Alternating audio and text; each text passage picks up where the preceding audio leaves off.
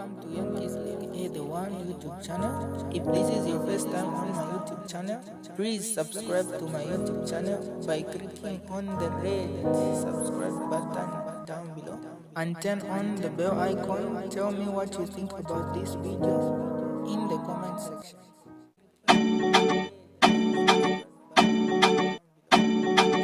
Constitution to expand the pool of suitably qualified potential candidates for the position, and the proposal is to reduce it from 10 years to 5 years. This does not in any way take away the need to have a qualified secretary to the cabinet, but it is meant to cast the net wide beyond the public in the public service and even experts from outside the public service. The 12th recommendation is to revise the provisions relating to the vacancy of office of the Attorney General and the Solicitor General.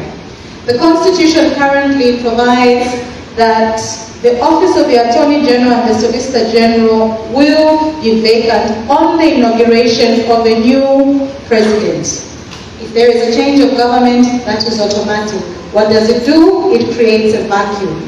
And that vacuum has a huge impact on the operation of government as regards review of memorandum of understanding, review of contracts, and ultimately review of agreements. What is the solution?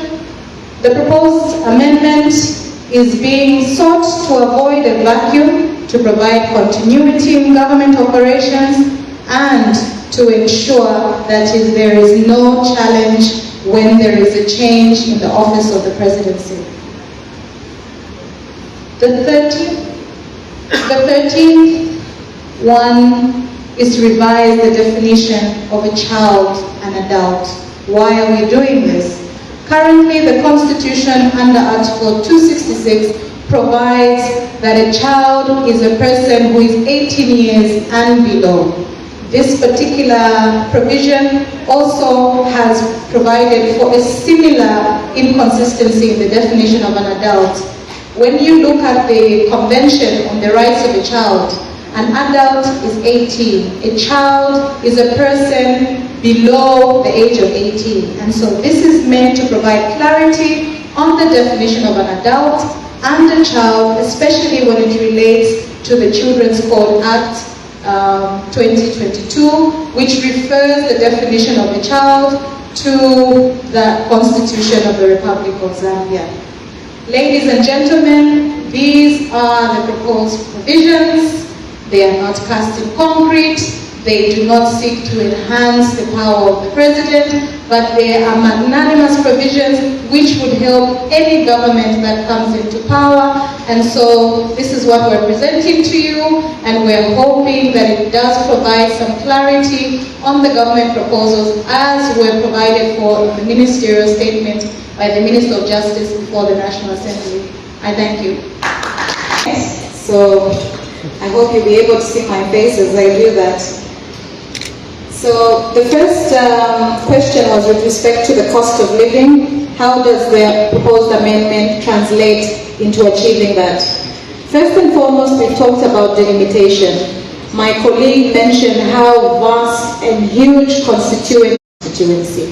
The loans that are given are not sufficient for the people in constituencies that are too large. And so the proposed amendment is meant to, this will help the people in the societies. But aside from that, 264 million kwacha currently going to buy elections. Removing that particular cost of the treasury will cascade to the healthcare sector.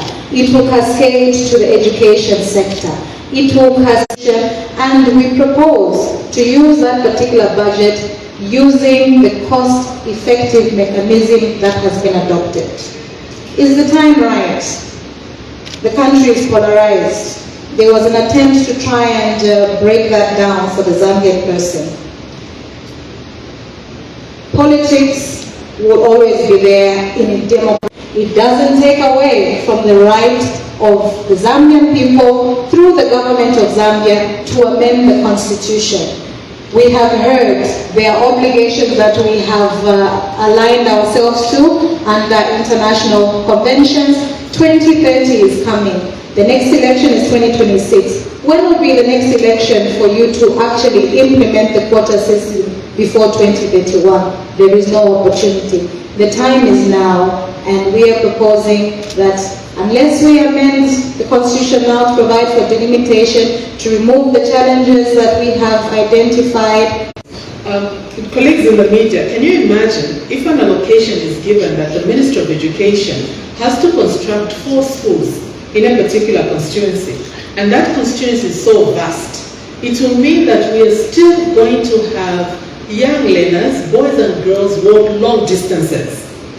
But if you cut those constituencies, say in 2 or 3, it means that each of those constituencies is going to have 4 schools each, thereby cutting the distance that our school learners take. You and I in the city have a lot of schools, even just here where we are sitting at Taj. If we look around, there's Jacaranda, Lusaka boys, Lusaka girls, schools are so near, homes are so near. What about your sister and brother in the rural areas? Should surely 60 years after independence we continue that they walk 10, 12 kilometers? So this government and its president, Mr. Hakainde Hichilema, just want to give an opportunity of the fair distribution of resources even through the delimitation of the constituencies. Same applies to the health centers, same applies to housing, same applies to the commercial outlets, same applies to industry. You don't want somebody to leave Kafue to go and work in Chigola. If Kafue is delimitated and a certain industry needs to be in Kafue as well as in Chigola, Kafue people won't need to move. They'll work in their vicinity, in their location. We take more questions from the media. Questions? More questions? Thank you very much for the valuable questions that you are asking. Yes, please, go ahead. The microphone is there. Please be as loud as possible again. My question has not been responded to. Which one was that? Budget? Yes, on the budget, because there's been a school of thought that perhaps the government is going to be on a wasted expenditure with this exercise. So I'm seeking clarity. Is there has there been an allocation? Yes, an allocation. Budget towards this exercise? Yes, and from which is it being drawn from the 2025 budget? I think the PS was clear that the Minister of Justice has an allocation for legal reforms and constitutional reforms in their budget, and that applies to the current budget that they are drawing from. So this exercise is actually falling under their legal budget allocation that the ministry already has and has been allocated to by Ministry of Finance and National Planning through the Treasury. Is that clear?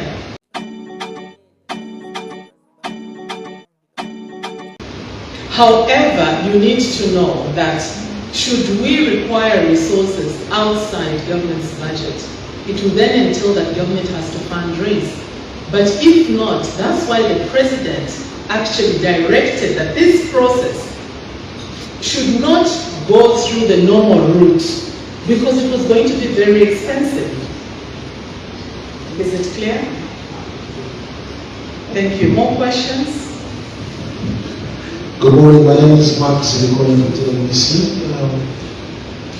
I wanted to find out, because the issue that has been raised here is about the limitation, and definitely it has been politicized. There have been accusations that government wants to use the delimitation to only create more constituencies that the UPA is strong want. I just wanted to find out on that one, like, how do you clear the air on that one? Thank you. Ministry of Justice and civil society also, are you able to chip in? But before then, let's take another question. Oh, yes. I think my question was not entirely answered. But my other question really is if government is listening in to some of the concerns that are being raised, and as we go on with the amendments of the Constitution, if it's going to make some amendments based on what the civil society is saying, maybe the church as well as politicians, or To our PSS civil society there to clarify.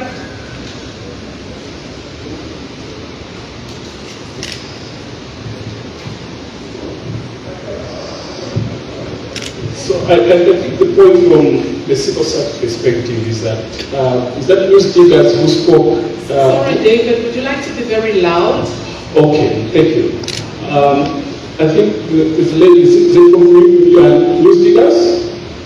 So the point is that if you look where the process is coming from, is that a number of consultations have been held already, and there are reports backing that citizens, stakeholders participated already in the process. Or what we believe government is doing now is to get what was already agreed to and prioritizing with.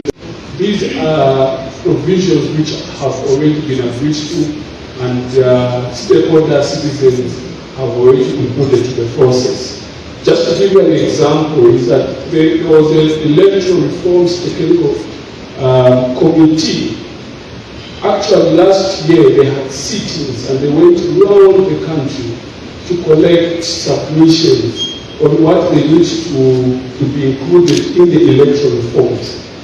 Personally, my organization submitted that a process, and a number of stakeholders appeared before that technical committee. And it is that technical committee which is making, some of those submissions, to this process. So stakeholders have not been left, behind. And what I want to emphasize also is that we need to read. We need to ask more questions, especially those who are saying that this is not the perfect time. If it is not, this is not the perfect time, then when is the right time? Because even when you say after the election is the right time, who said that after the election is the right time? Any time is the right time for constitutional amendments, for law review. So it can happen. You can see in other countries, you have constitutional amendments weeks before election. But here we are saying is that the election is next year. Let's have some of the provisions now.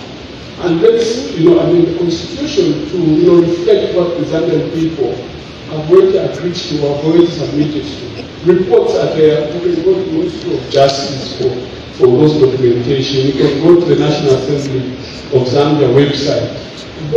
That information is there. So I don't know where those, acclamations are coming from those civil society. Otherwise, the process, I think, is inclusive. Thank you. Thank you very much. To P.S. Tyler. Thank you very much. There was a vision. There is no timing provided. There is no law that provides for a time within which a constitution is to be amended. If there is a need to amend the constitution, proposals can be made. There is nothing that stops that. Implementation is a process that is initiated by the Electoral Commission of Zambia. Under Article 229 of the Constitution, the ECZ is vested with the mandate to provide for delimitation.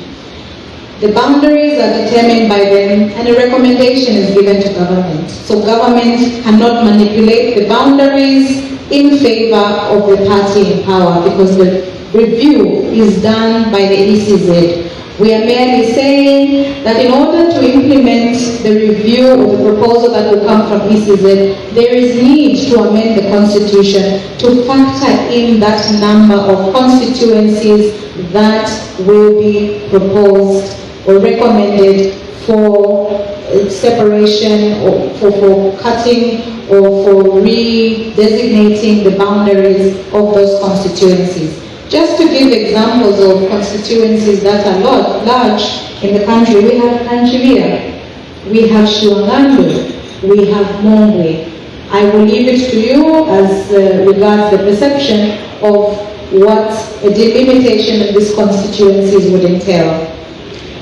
Government is government listening to the concerns from civil society organizations.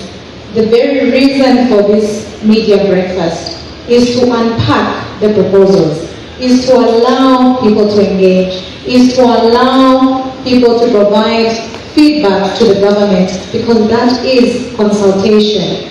This process is meant to enhance inclusivity, it is meant to enhance transparency, it is meant to enhance participation in the review of the Constitution. And so, like I said in my concluding remarks of the presentation, these are proposals, they're not cast in concrete, and we haven't even had a draft bill that has been published to provide for the amendments. And so it is a phased process as we have provided in accordance with the timelines, and we'll continue to listen as government, we'll continue to consult, we'll continue to be transparent in that which government seeks to achieve for the benefit of the people of Zambia as a government that has been vested with the authority to govern this country. Thank you very much.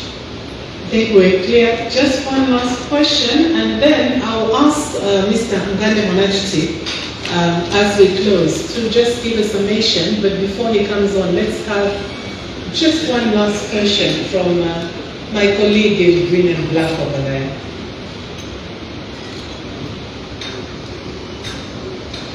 Good morning once more. My question goes to PS Gender Division. Recently we saw the President firing former Minister of Local Government and Rural Development, Gary Kombo.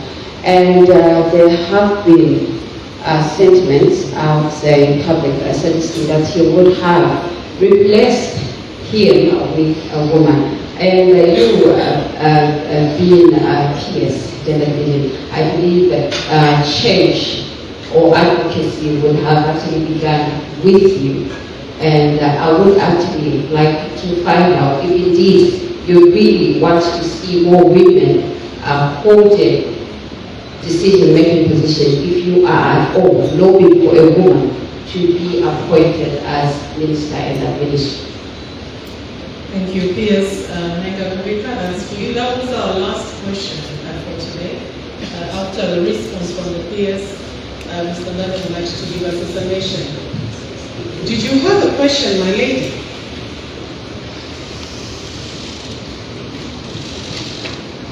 PS, over to you. Thank you very much.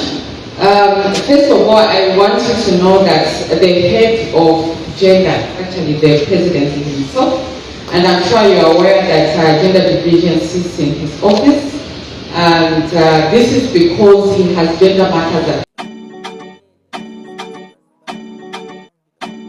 heart. So he decided to put it in his office because he wants to oversee and to make sure that we have proportional representation.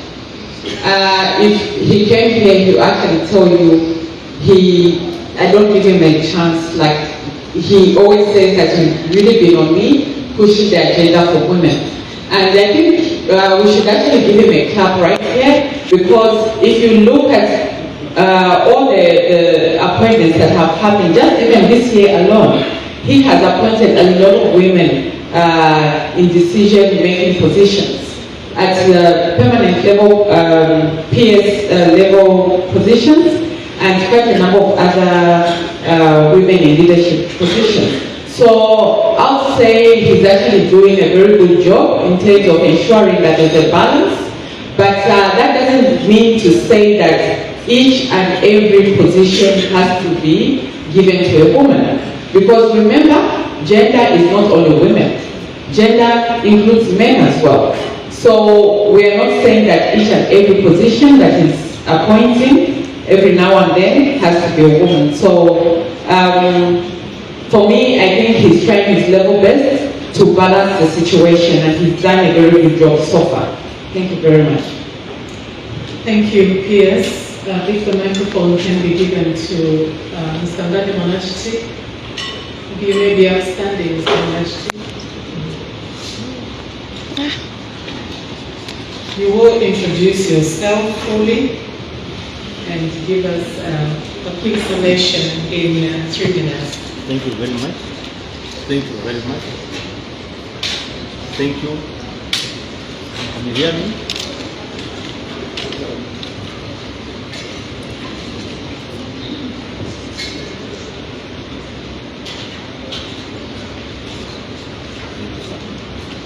My name is Ngani Mahadi Tarzan, educated by the Director of Ceremony. I've been around as a human rights person.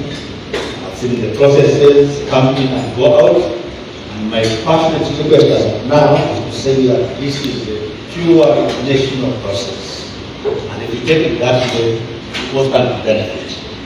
And secondly, if you look at point 6 raised by PS, it speaks to all of us here. It's about how can we ensure that we sail the really well. How can we be talking about elections day in and day out? Yet we are saying there is no medicine in the hospitals, there is no such and such a thing. So we have the duty to ensure that at one point in time we do everything. As we say, every time is a good time. Every time is a good time. There's so much talk about time. I do know that I would say elsewhere where a country knows how to do electioneering from year 1 of elections to the 5th year. And I think it's only fair to say that politics will not stop, to continue and continue. So we have a duty as a people and just to ensure that what we do every day of the year is something which is good for this country. Madam Chair, I'm so sorry to say to you that you have no choice but to listen. Something has been said, it has been raised. Is government listening? My answer to that question on what government is that we don't have a choice but to listen. And this discussion and many others is part of the process. Some will agree with you, some will disagree with you. Please accept every view because it makes sense. It's part of the process. Colleagues, agreement is not consensus. Let me say that agreement is not consensus.